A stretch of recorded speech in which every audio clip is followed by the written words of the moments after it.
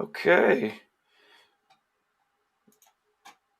we are welcome to the Reinventing the Tattoo community. You could catch us either in the app stores or community.reinventingthetattoo.com. This is a special edition of the hashtag Reinventing Drawing Group with Jason Lesser, with special guest Devin Coley. And the Reinventing Drawing Group is designed for you to learn. So this time we actually have a little bit of an interview and then some demos. And then you are encouraged to zoom in. And we'll have the link exclusively in the community, because when we put it out on the YouTubes or the Facebooks, then all of a sudden we get like spammers and stuff, and that was no fun. So if you are an artist and you're going to want to zoom in after a half hour or 40 minutes or whenever we beam people in, then we encourage you to download the app so that you can get a hold of the Zoom link. And while I am making sure this is working and going out, if you could let us know in the chat rooms where you're beaming in from, that would be pretty awesome. We are currently going out on a couple of the YouTube channels, and it looks like we're out on the Facebooks again. So that'll be fun, I think, everybody, for some of their patience. Okay, so I am going to share my screen, and hopefully I've got the community up here on one of the, yeah, I do, check that out. And I'm going to talk about some of the upcoming events that we have, because we have a ton of them, as well as lots of replays. So we're looking at the main menu of the community, and we have drawing groups all the time. Guy is really into people collaborating. As you probably know, he's got all sorts of collaborative tattoos and paintings and events where he's bringing people together. And again, these Reinventing Drawing Groups are our way of doing that online. So people zoom in together. We have them on Sunday at 1 o'clock Eastern, every Sunday with Jason Lesser. We have them every Monday morning at 9 o'clock, Monday morning for East Coasters, with Jake Meeks of the Fireside Tattoo Network. And let's see, what else do we have upcoming? Oh shit, on Sunday night, the 31st at 9 o'clock, Still Life with Nick Baxter. Nick is brilliant. He's an amazing teacher, and the fact that he's doing this stuff for free is amazing for us. We really appreciate it.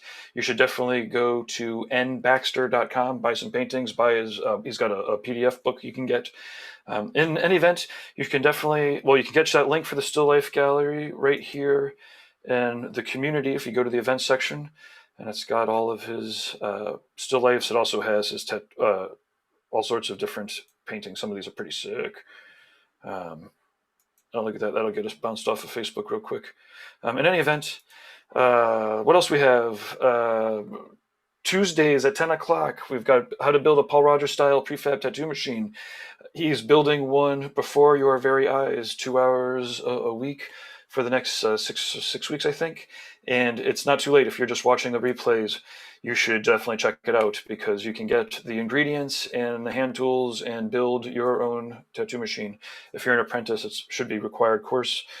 reinventingthetattoo.com/build a tattoo machine. On Tuesday night at 9 o'clock, we've got Hablamos de Arte. My pronunciation is horrible, I'm sorry.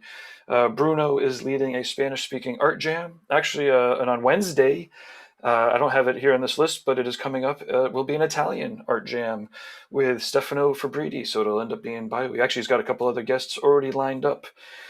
Some of the past events that you can check out the replays of, it consists of, let's see, every Thursday at 12 noon, we do the Tattoo Collecting Podcast. Fawn Baker and Jordan Ruckus interview tattoo collectors. It's awesome. You definitely need to check out the replays. And if you collect amazing tattoos, you might want to get in touch with them. We have digital editing for inkjet stencils. So if you're interested in inkjet stencils, they are a sponsor of ours.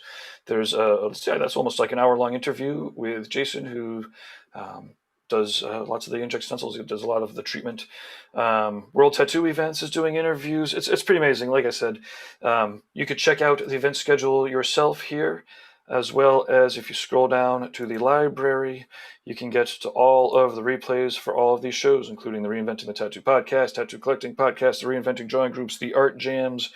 Every Monday at noon, Marco Scarbo from Needle Jigs doing interviews, the History Tattoo Conventions, Drunk Critique, live in the Castro. It is a little overwhelming.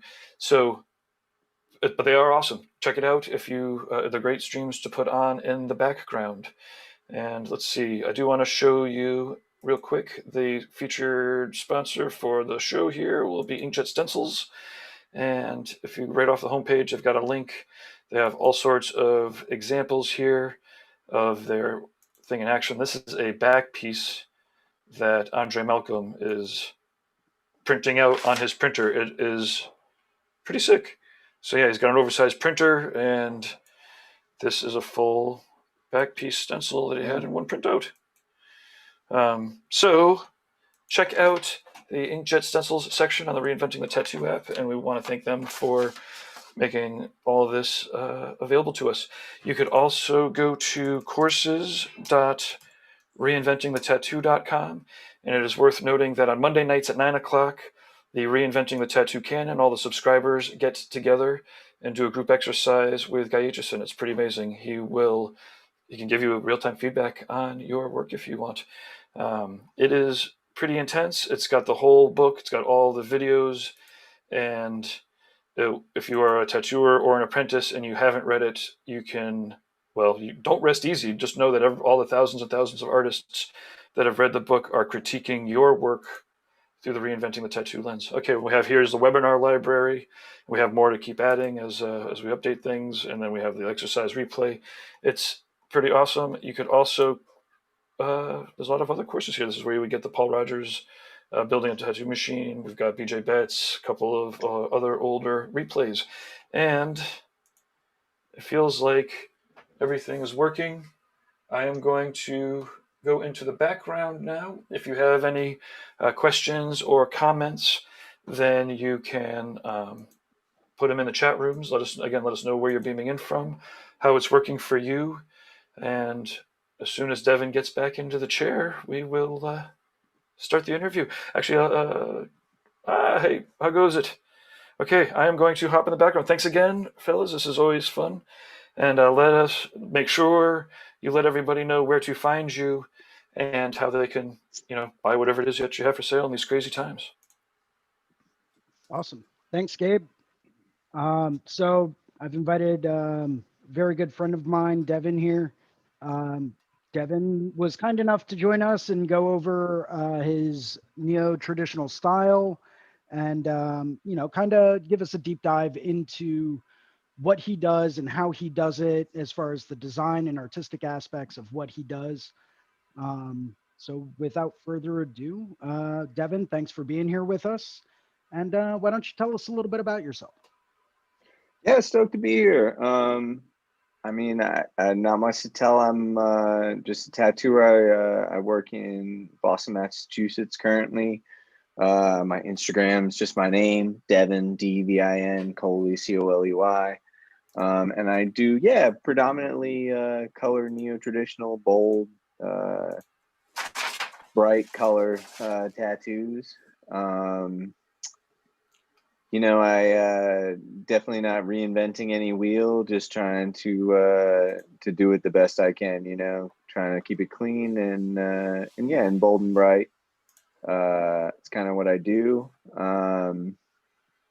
Before all the COVID stuff, I was traveling a lot. So, like I say, I'm currently in Boston, but, I'm really normally, once we get back to traveling, and before, I was kind of all over. So really pretty accessible to anybody in the US for sure, if you kept a lookout at least.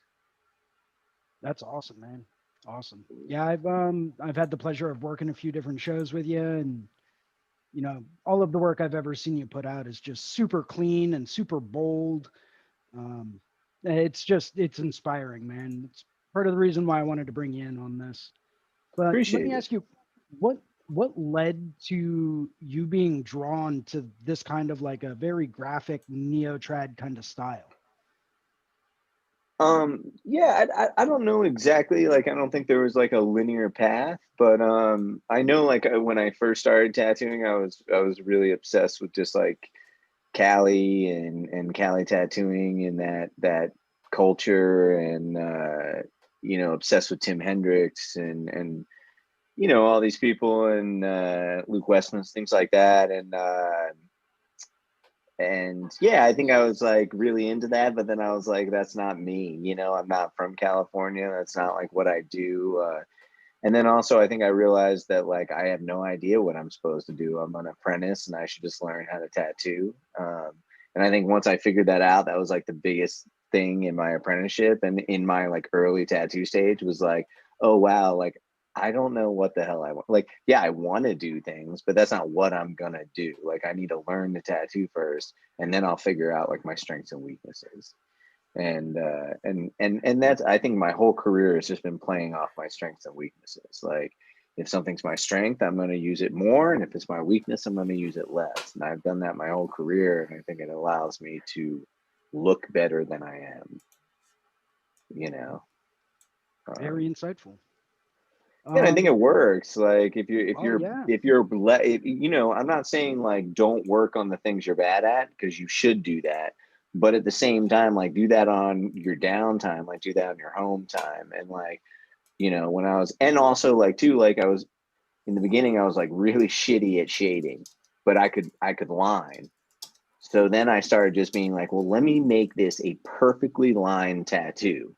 And then even if the shading's kind of shitty, they'll at least look at the line work and say, hey, this is pretty clean, you know? So, and then obviously through time, then I kept working on the shading and I got better with shading. But I think all throughout my career, I try to play to my strengths.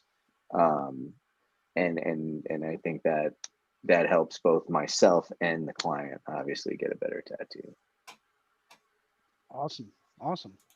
So, I mean, speaking of that, say someone first walks through the door, they have an appointment, or they want to set up an appointment with you. What would be some of the first things that you would consider as far as, you know, the design aspect of what are they looking to get done? You know, where are they trying to put it? You know, what are some of the first things that go through your mind as far as, you know, the start and the initial stages of your process? So like if they already are a client of mine, like I've Yep, already taken them on as a client, I'm thinking about like how to draw their tattoo.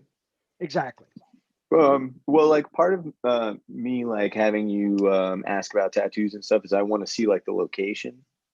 Because I think that has to do a lot with the design. Like I always say, I love gap fillers so much, and that's because to me it's so easy because you just see a weird shape, and then you're like, okay, that shape looks like a squid, could fit perfect in there, or that shape looks like, you know, a crazy like gorilla reaper with like the peak of the hood like peeking through that little tight space between two tattoos.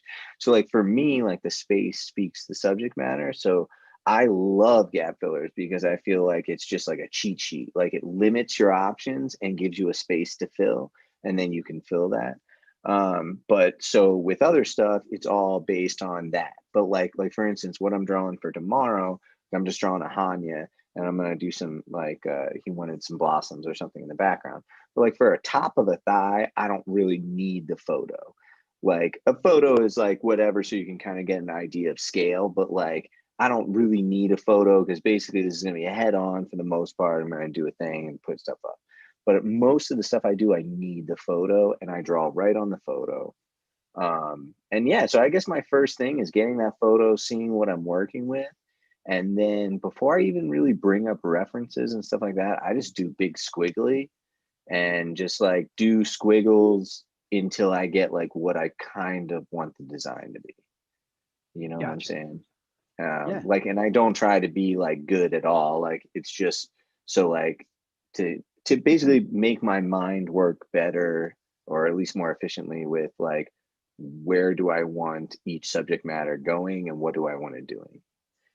Because then I can start looking for references that are like best fit for what I want. But if I just like think like, oh, I want a snake and I want a stick and I want a coffee cup.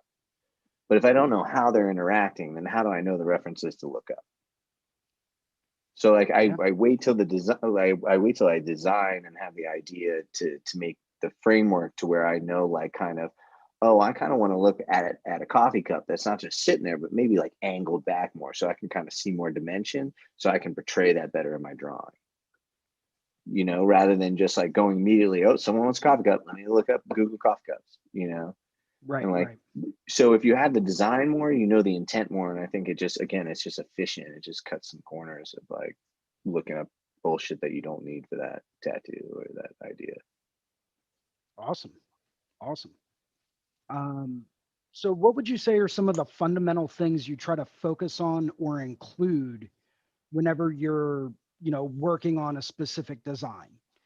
Hypothetically, we'll stick with like the snake branch and coffee cup. Say you're that's what your client wants. You already know where the placement is. As far as like, a final design, what are some of the fundamental things that you really try to emphasize or focus on, or just really make sure rock solid? Yeah, I would say like, well, part of it too would be, in the consult or whatnot, I would want to know like what their biggest focal point would be. So if like the coffee cup meant more, then I would try to pull that deeper, like more forefront into it and things like that. But if they don't, then I'm going to look for like what gives me the most movement and makes it the most dynamic. So like, Okay. obviously, like take the coffee cup and start pouring coffee out of it. Well, now it's more dynamic, right? And Right. like take the snake and wrap it somehow into the handle, because the handle is the only thing it can go through. And the stick isn't moving. It's not going to move. But like maybe push some leaves or things growing off of it. So now we got some movement going off of it. So then I'm pushing that. So like mostly for me, it's like, how do I make the like polished turds, right? That's what we do. Like, give me something and let's make it more dynamic. So like, I think that's what I try to go for, but then also rein it back to like, know what you want to make the focal. Like, don't make the stick crazy. And then everyone's looking at the stick. And when we really should be looking at the coffee cup pouring coffee, or the snake wrapping around, that little bit of the thing, or even the snake. Like, don't get too wrapped up in it holding the coffee cup, because then we're not looking at the coffee spilling out of the coffee cup, because it's like that snake tail is like, whoa, there's so much detail. um like I think I heard from, and I can't remember the where it came from, but it was basically like a great painter never allows the audience to choose where to look. He or she, like, or them, they choose where they want them to look, based Right. on detail and focus. And I'm not saying I'm that great and I'm doing all that stuff, but I do like to try to have an element of focus. And if I know something is more meaningful to the client, or if it's something that'll be more dynamic to the tattoo, then I would obviously want to draw more focus to that, than other parts. Awesome. So just, obviously browsing through your page and, taking a look at some of the work that you've done, you've got a really effective use of line and line weight. How important would you say that is in your whole design process? So I would say like, currently I don't think I think about it a crazy amount when I'm designing or drawing as much anymore. I think it's more intuitive when I'm applying the tattoo. But originally that was definitely a big thing. I was inspired a lot by, illustrative tattooers and new school tattooers, and the way, they could use line weight and have no color, no shading in a tattoo, and just their line drawing could be more dynamic than others that I saw with full shading or full color. Which just really developed the power. And again, going back to that coffee cup, like I might double stroke that coffee cup. And if you double stroke some motherfucking coffee cup in front of anything, that thing's going to be popping in front of you. And that's a lot what I do with those bold outlines or tinier outlines. A lot of things that I want to push forward, or even in this, in this bird, like those berries and the tree parts, they're not even lined at all. Those Right. are just color lined. So in that's like, I don't do a whole lot of that anymore, but again, it's like, and again, I'm not saying this is an old tattoo, but I don't do that a lot in my day to day. But still, it's just all about, I think it adds a more graphic approach to it.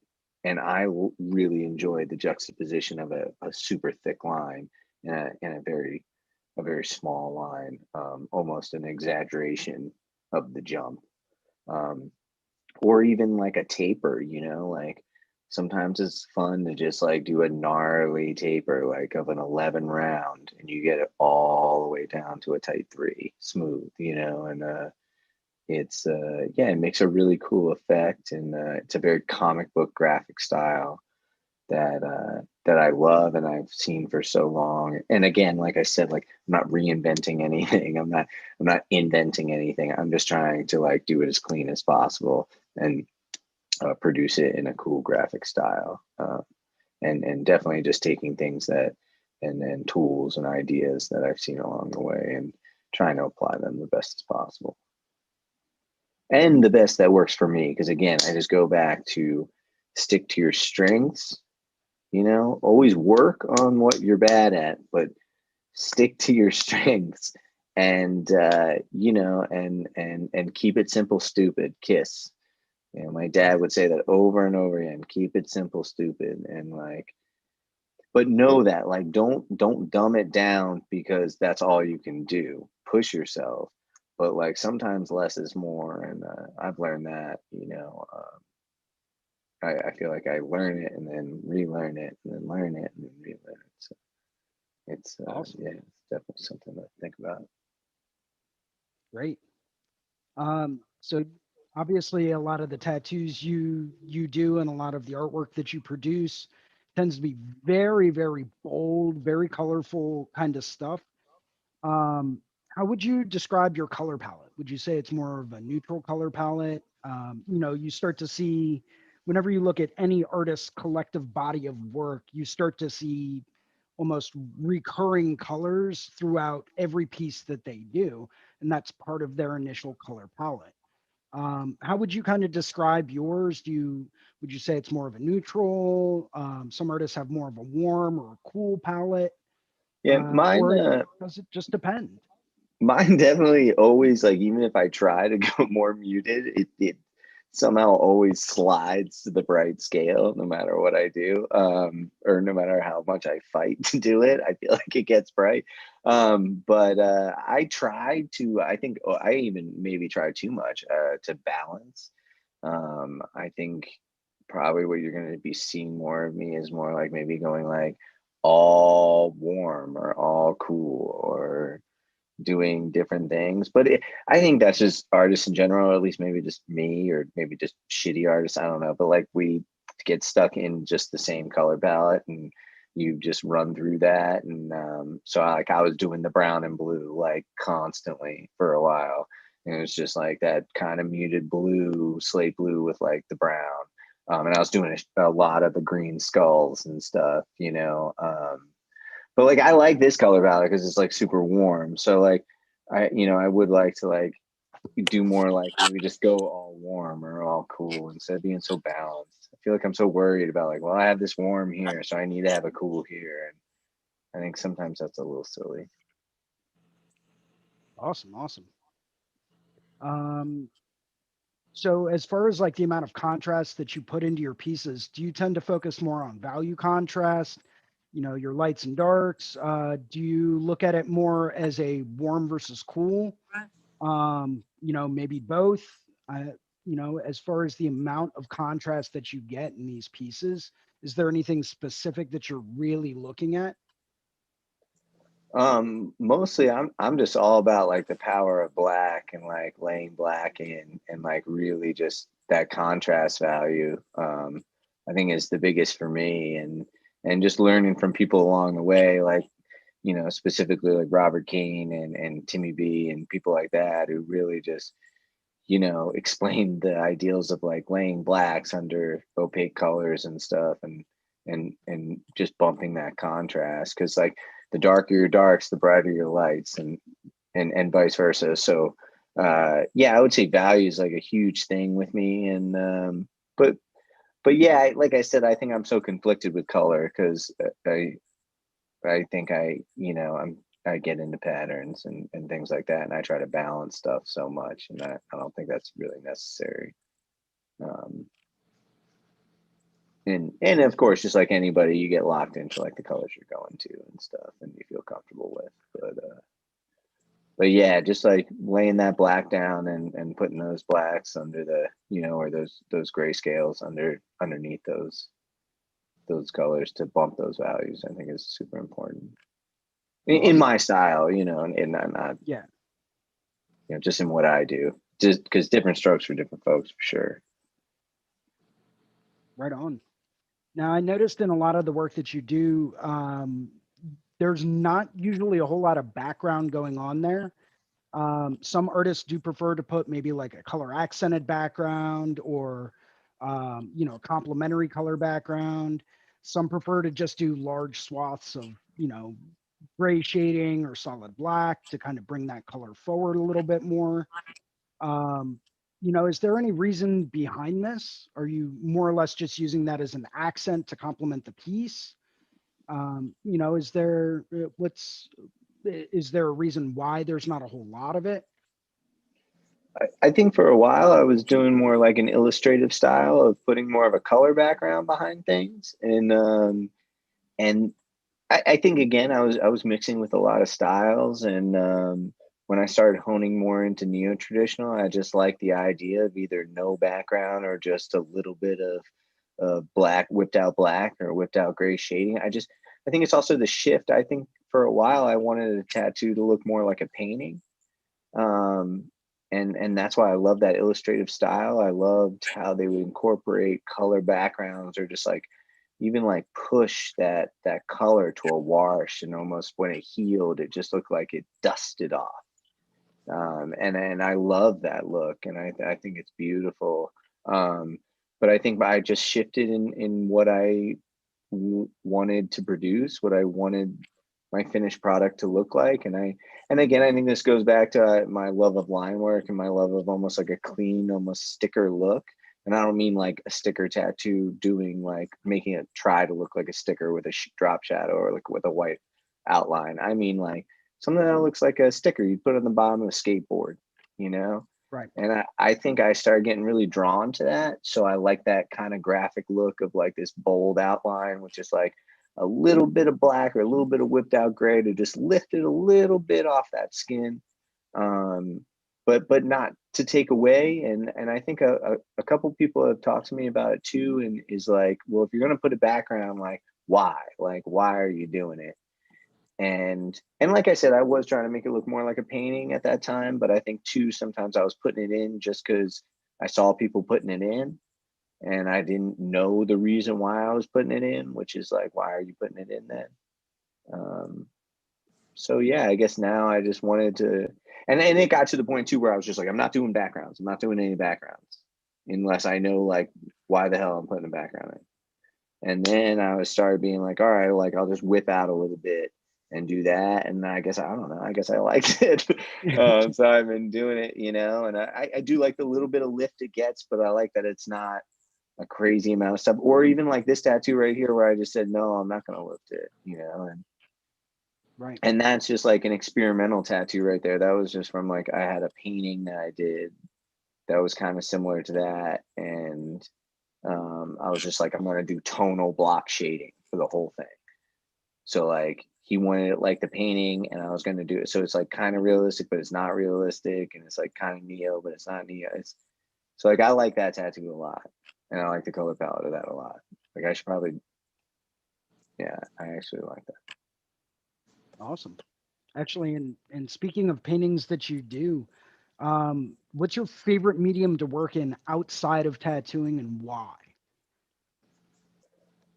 I mean, I like to paint, but I don't do as much as I should for sure. But yeah, I think painting, I mean, honestly, anything that like, if you're practicing in order to get better and trying to experiment, then I don't see any medium not helping you, you know, along the path.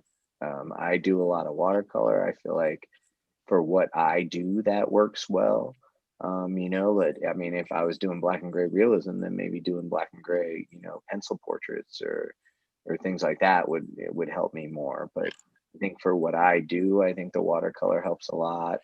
I can mess around with things. And again, I use the iPad so much for efficiency. It's nice to just have a tangible medium, but I would definitely say that painting helps a lot. You know, I wish I did it more. I wish I found the time to do more.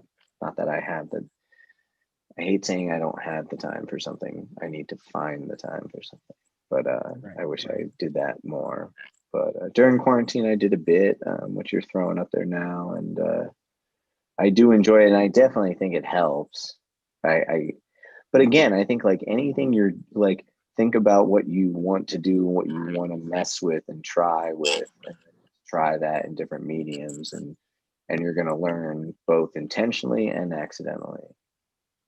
Um, for sure. Like I was messing around with oil for a while, and I would love to go back to that, but I felt like I learned so much about color theory and stuff just by screwing up, and but just not by messing with things and like, yeah, like there was definitely a purpose to what I was doing, but the amount of accidental and mistake based learning was, I feel like, overpassing my intent to learn, you know, like what I was Gotcha. actually trying to figure out. I think it was more the mistakes and the bumps along the road that was giving me the insight. It's, I mean, we all do plenty of that for sure. There's no doubt in my mind. I mean, I look at all of the paintings that I have laying around that are either unfinished because of the way that they turned out, just experimental stuff, like you mentioned, just trying something out, and let's see what happens when we mix this and this and see how it turns out. And, well, I mean, if it turns Totally. out great, it's a success. If not, I've at least learned something. Exactly. So you did mention that you have worked in oils before.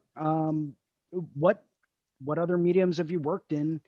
And do you feel like working in a variety of different mediums has had any kind of a noticeable or distinctive impact on the type of work that you do? I mean, I don't, again, I think it's just different strokes for different folks, like whatever works out for you and whatever you're drawn to. And I think part of it is too, like it's supposed to make you happy, right? And it's supposed to be enjoyable. So like do what's enjoyable too. Like if you like hate acrylics, like you just hate them so much, like just use something else. Like don't force yourself to do something just because you think it's gonna make you better. Like you know, not to say only do the things that like you're good at or that you enjoy, but like definitely experiment, but like don't torture yourself with something like just because just because Bobby Joe is really good at oil paint, don't force yourself to oil paint because you ain't Bobby Joe. So like, who gives a shit? Like just do what you want and like enjoy what you're doing while you're doing it. And that I feel like you'll get a lot better a lot faster than if you're hating this shit and you're like, oh, I gotta put my hour and a half in of this shit acrylic painting, then don't do it. Yeah, it's a very good point. Very good point. Like, don't do it. Like some people try to be by the book so much, and it's like to a fault. They just don't help.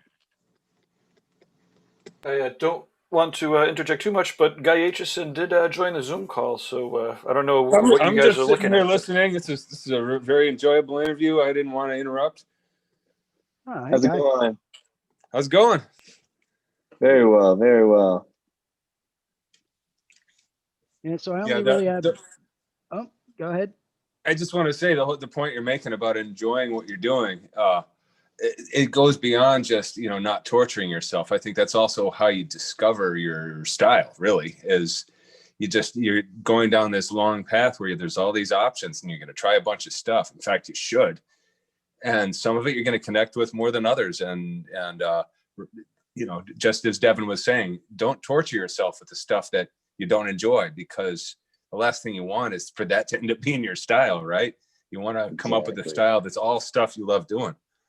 Exactly. And that's when your passion comes through. Like, and people will see it. Very true.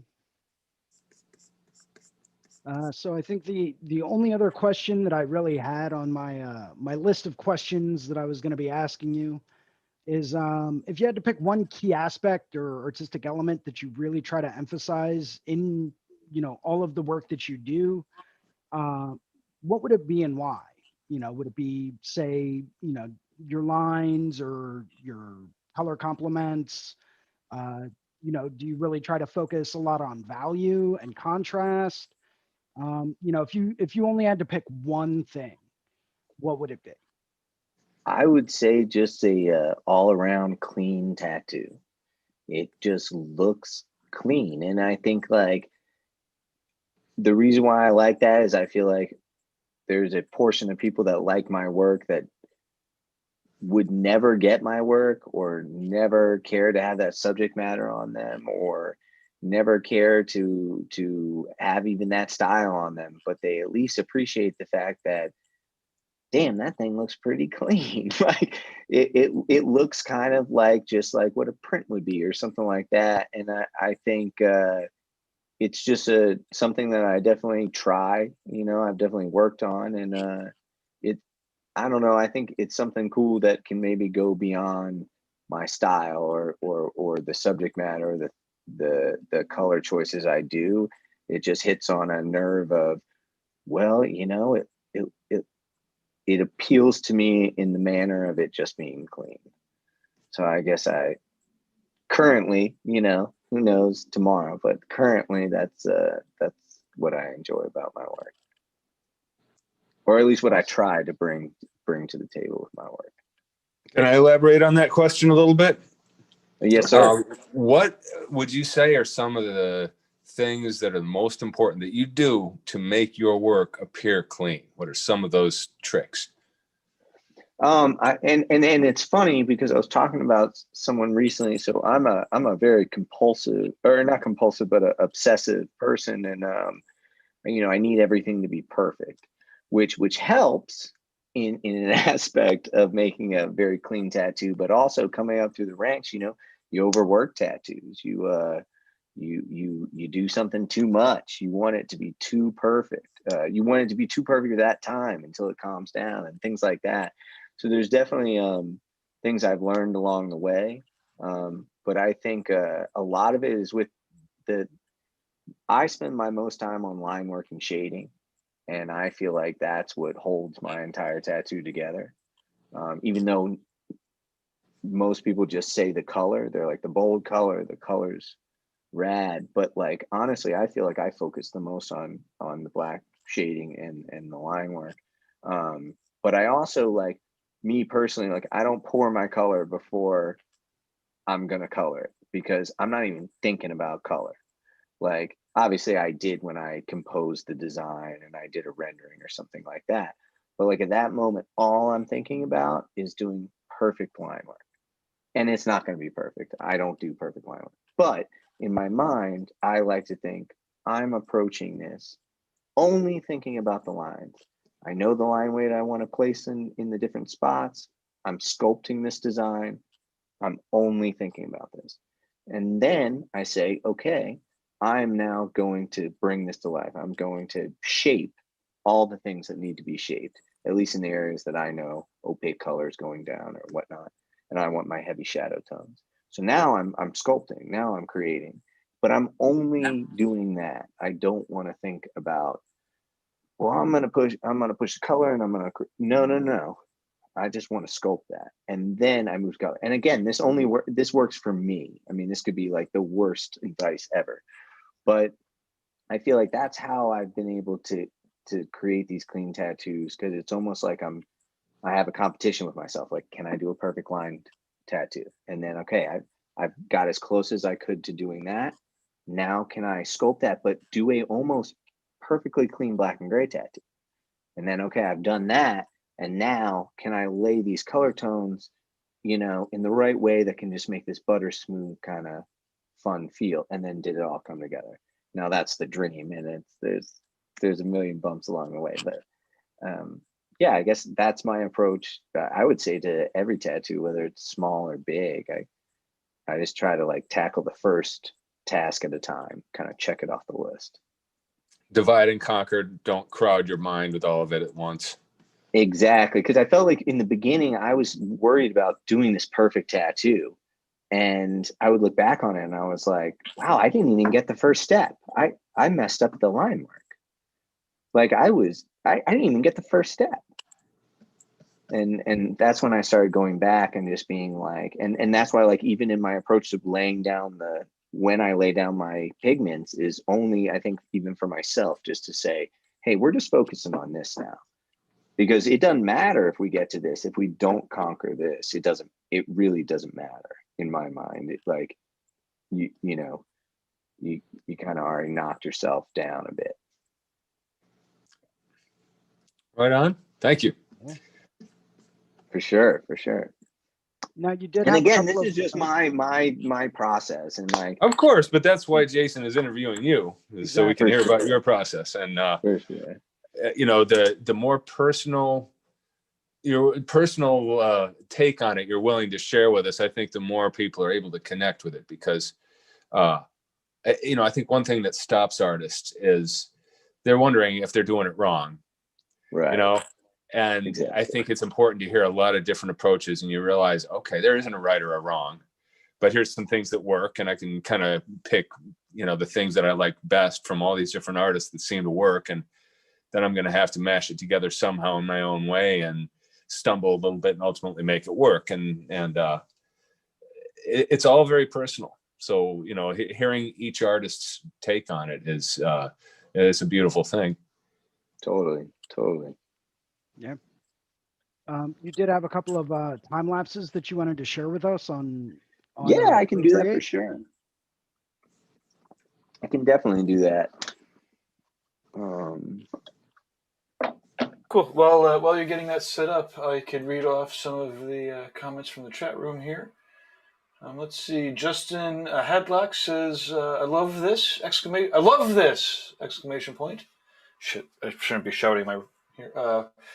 Rizumo Sumo says, "Hello guys, thank you for being on."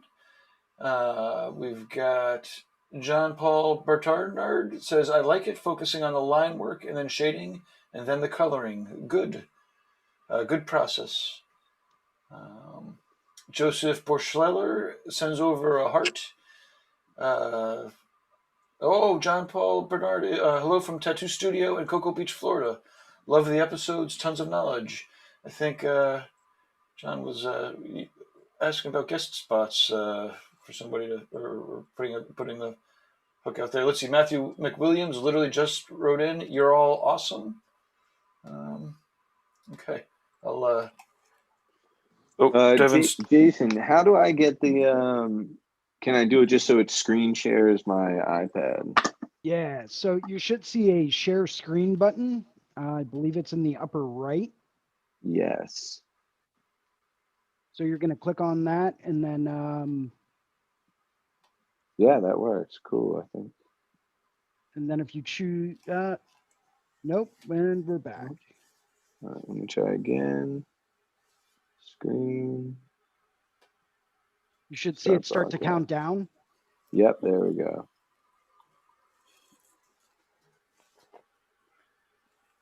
We're good. We're looking at your screen. Awesome. All right, cool. So don't check your email. Yeah, right. So can you see my screen now? We can indeed. Yep. All right, this like weird thing I'm drawing right now. Okay, so like, so you're seeing this Kraken kind of thing right now? Correct. Yep.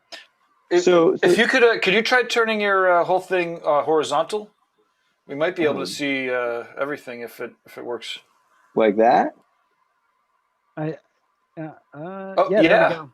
You just Just get like more that? of a screen here, so that when you expand it, we'll get a wider view of it. Okay, perfect.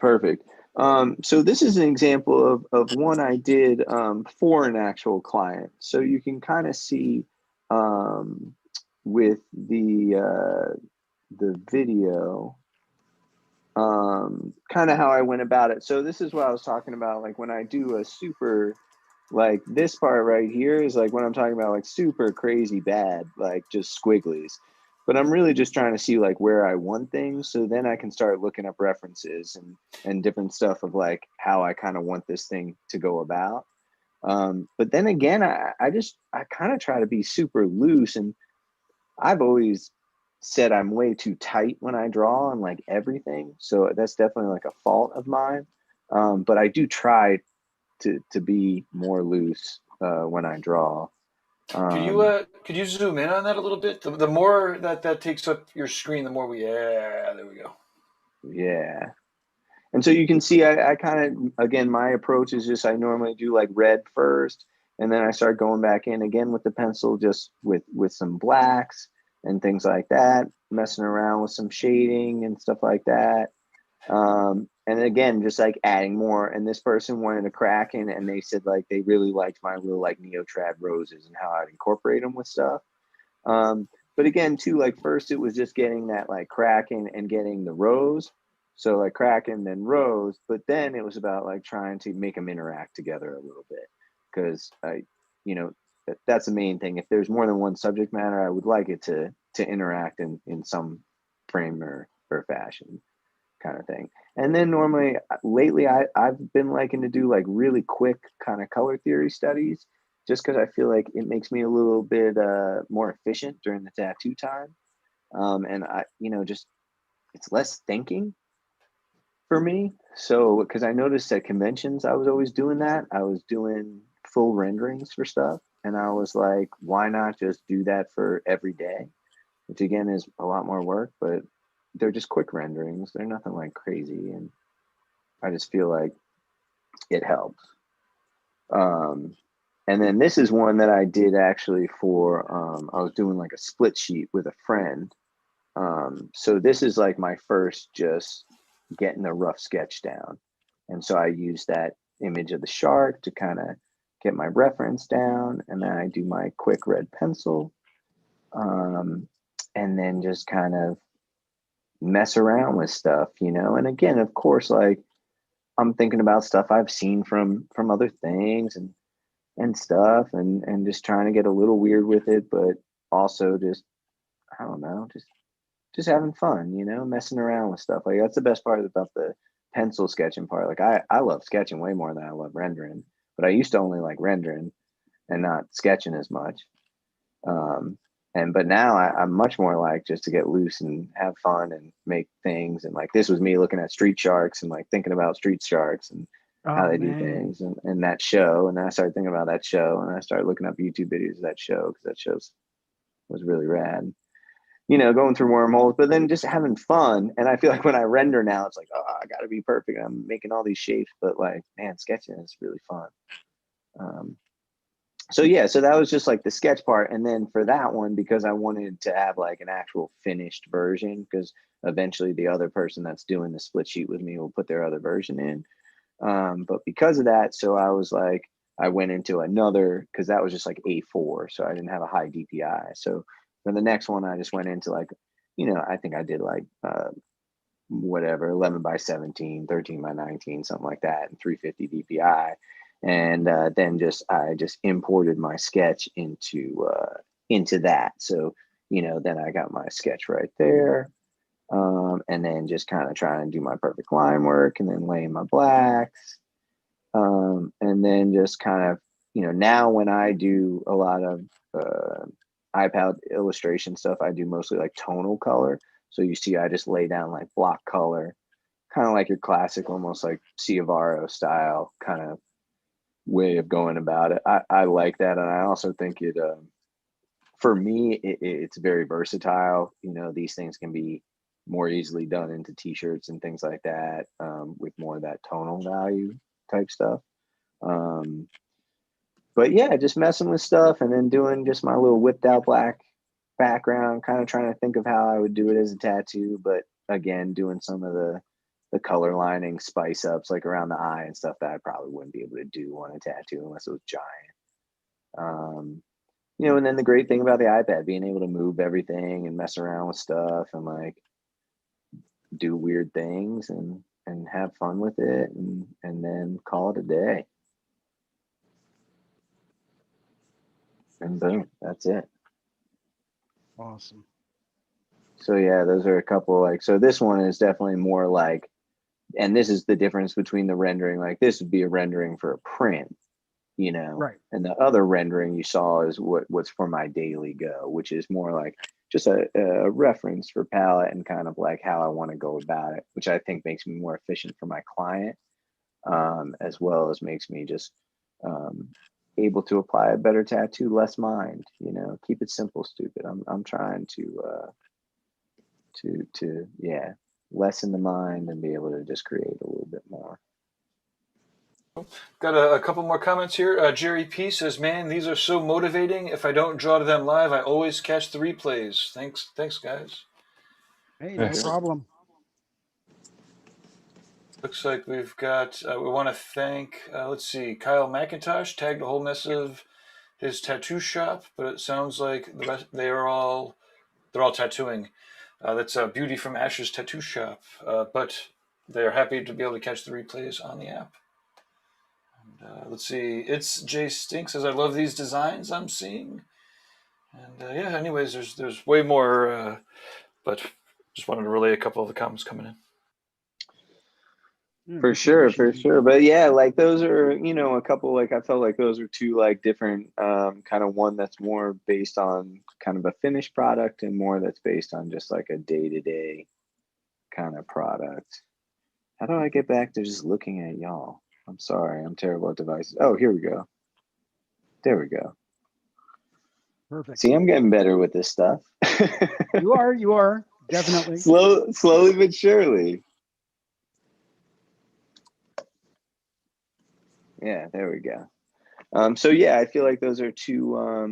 And again, like know what you're doing as well as far as your time spent. And I mean, don't feel free to go off on a tangent for sure, but don't feel like you have to do this perfect. Like I'm not doing these perfect renderings. Like I'm not doing that shark for my appointment tomorrow. But I will mess around with things just because. Yeah, I'm sure as heck not perfect, nowhere near. And I feel like if I can mess around, especially in an efficient way on the iPad, that's a way that I can kind of just create a better product for my client in the long run, hopefully. And that way we're both super pumped. Awesome. So Devin, I actually have to step away. I wanted to thank you for coming on, and Jason, I wanted to thank you for bringing him on. I've really been enjoying this. But Devin, if you ever have any desire to join us for a drawing group and lead some kind of a sketch exercise for our subscribers, these are super low stress. I mean, basically, we just choose a topic and you just draw that topic. We look at your screen, you explain what you're doing. We invite people to come on, show theirs off. Usually about hour and 20, something like that. Totally. Yeah, I'll contact you on a DM so we can talk Awesome. about it and make plans. We'd love to have you on. Perfect. Super. Thank you so much. Hey, and then thank you both, and I'll catch up with you later on. For sure. Have a good one. Excellent. Take care. Have a great night. Cheers, man.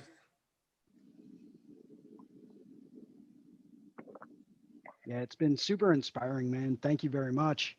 Yeah, no worries. Every time I talk to you, you're dropping knowledge bombs on me left and right. And it's like making me rethink my entire process and everything I'm doing in my life. Well, like I said, man, I it's just like try talking to take... Confucius, man. No, not at all. I try. I've been lucky and fortunate, and I've traveled a lot and picked a lot of brains, and I just try to, like I said, I really don't feel like I'm reinventing or inventing any wheel. I think I'm just trying to make that wheel run as well as it can. So like I just try to take in all these things and try to create the best product for my client, but 100% for myself too. I want to create a rad thing, and yeah, that's all I try to do. And like I said, I try to break it down to its simplest component because that's how my brain works. And less mind, if I can keep it simple, and then I can apply it better. Awesome. Truly enlightening, man. Absolutely. It's making my head hurt just sitting back because I'm thinking about everything going on in my mind right now, and it's like, all right, I gotta. It's a different way of thinking that like I just haven't thought of things before. So to me, it's like this huge epiphany moment where it's like, yeah, and just like whatever works for you and whatever you do, like just do it and just try to like think about things differently a little bit, but still just do you and have fun. And it's just supposed to be fun, man. Yeah, very true. Very, very true. Yeah. But I appreciate y'all having me on and everything. It's been rad. It's been a pleasure, man. Hopefully we'll get you in. Maybe we'll have you join like a live drawing group one day, or maybe jump into one of our subscriber workshops and, just doodle and just hang out and have fun with it. Totally, I'm down. Would love to have you back on again, if it's a Friday or a Saturday, and just join us and just have some more fun, man. For sure, for Yeah. sure. Well, I appreciate it. And yeah, everyone have a good rest of their night and stuff. You do the same. How can people get a hold of you? So like for appointments and anything like that, it's super simple. Everything is Devin Coley. So DevinColey. So my Instagram is @DevinColey. My email is devincoley@gmail.com. So if you'd like to make an appointment, just go to my email, devincoley@gmail.com. If you want to check out my work, it's just @Devin Coley. I keep it pretty simple. Again, like, simplify everything and play to your strengths, and you look better in the long run, so, and you have more fun too. So for sure. That's very, very true. For sure. But thank Awesome. you. It always gets awkward at the end. You just let me know when to click the end button, and I'll click it. Yeah. And, later, y'all. Thank good. you, and everyone. Yeah, keep drawing and stuff for sure. Will do. Later. Thanks a lot, man. Have a great night, and thank you again for